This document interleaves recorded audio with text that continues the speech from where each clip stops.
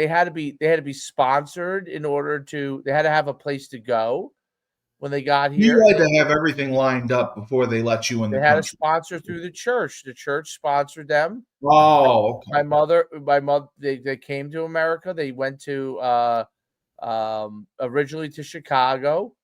Church sponsored Presbyterian church sponsored them.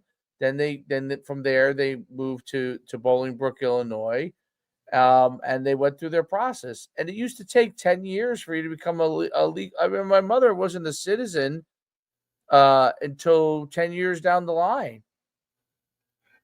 Frank, what's your story with your dad and his journey from Italy coming to the States? Where did he go through Ellis Island and then make his way up through Utica? He did. Okay. He was one of the last years. And of it was on one of the boats. They take you over on a boat. correct. And they do all the paperwork. And you actually have to have like a sanctuary, like a place to go. You had to have a plan. sponsor. You had to have a sponsor. It's called a sponsor. He came over. He came over here and had a sponsor here in Utica, New York. So that's where he started out. But he had met. Okay. He had met my mom on the beach that he grew up on back in 1960, 59, 60.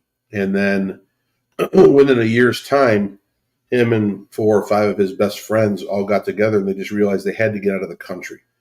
Basically, there were 3 things you could do at that time in 1960 in Europe, but in Italy especially, is one, you could be admitted to the army. So 2-year draft. You're going into the army for 2 years. The second was you could work for some region of the mafia. So you could just be a strong arm or a guy who goes around doing jobs for the mafia. The third thing was you can get out of the country. So they all chose the third thing.